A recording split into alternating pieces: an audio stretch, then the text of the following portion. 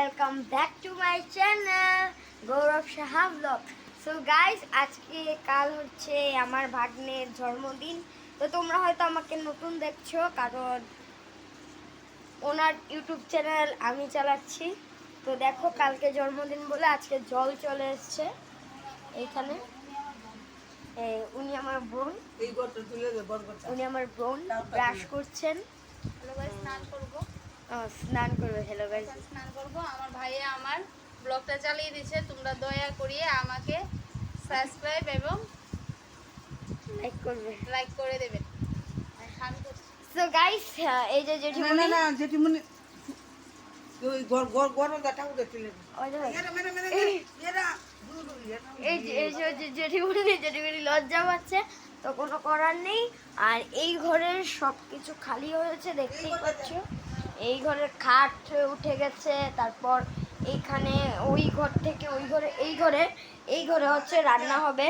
তো এই রান্নার জায়গাটাকে পুরোটাকে খালি করা হয়েছে, খালি করে সবটা এইখানে শিফট করা হয়েছে। দেখো, এখানে গ্যাস এবং এখানে সব তরকারি রাখা আছে। তো চলো আমরা ঠাকুর ঘরটাকে দেখাই। তো ওই দিনই ঠাকুর ঘর পরিষ্কার করেছিলাম। আর এই দিক থেকে অনেক কিছু সরে গেছে, এই দিক থেকেও অনেক কিছু সরে গেছে। তো তোমরা আমার ঠাকুর ঘরটা দেখে নাও। আর আমার বোন তো তোমাদের তো কেউ জানো না, আমার বোন প্যারালাইজ। যখন শানুকে জন্ম দেয় তখন থেকেই প্যারালাইজ, এখন আর চলতে পারে না। আর এইটাকে তোমরা চিনতে পারছো, এই গাছটা, এটা শীতলা গাছ। তো তোমাদেরও মনসা পূজার ব্লগ দেখাবো পূজা আসলে। এখানে সব বাজার চলে এসছে, এখানে মিনিকেট চাল। এরপর এখানে দাঁড়াও, দেখাচ্ছি তোমাদের। এই যে বাজে মাল, এই যে বাজার। আর এইখানে কিছু আছে, এখানে গ্যাস ট্যাস অনেক কিছু, কালকে রান্না হবে। আর এখন বোধহয় প্যান্ডেলও চলে এসছে, প্যান্ডেল হবে, এই পুরোটা বাড়িতে প্যান্ডেল হবে। তো তোমাদের সব কিছুই আস্তে আস্তে শেয়ার করব। আর আমার বোনের চ্যানেল রাখিসা ব্লগ, সেই ব্লগ রাখিসা অফিসিয়াল, সেটাকে তোমরা লাইক, কমেন্ট, শেয়ার এবং সাবস্ক্রাইব করে বেল আইকনটা বাজিয়ে দেবে, যাতে তোমাদের নোটিফিকেশানগুলো, আমার ভিডিও নোটিফিকেশানগুলো তোমাদের কাছে পৌঁছে যায়। তো আমার বোন তো অসুস্থ, আমার বোনকে একটু সাপোর্ট করো।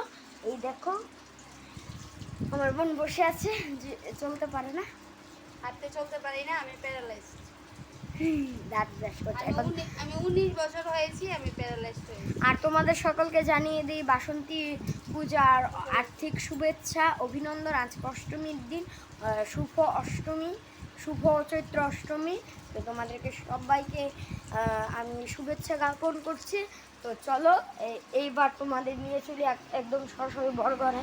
তো বড়ঘরে এখানে চেয়ারগুলো এনে রাখা হয়েছে, তারপর এই জায়গাটা একদম আবর্জনা হয়ে আছে, দেখতেই পাচ্ছ। আর এইখানে এই যে এই বিছানাটাও পুরো ঘেটে হয়ে রয়েছে। আর এগুলোকে এখন গুছাতে হবে। তারপর অনেক কিছু কাজ আছে। কালকে গিয়েছিল মাতৃ সম্মেলন, তো তোমরা হয়তো দেখতে পাচ্ছ এইখানটায় বড় মার ছবি আছে। তো কালকে মাতৃ সম্মেলন গিয়েছিল, বড় মার যে বিকালে যে মাতৃ সম্মেলনটা হয় সেটা গিয়েছিল। তো তোমাদের আস্তে আস্তে সব কিছু শেয়ার করব। তো এখনকার মতন টাটা, আবার দেখা হচ্ছে বিকেলে প্যান্ডেল হওয়ার পর, ঠিক বিকেল 4টে।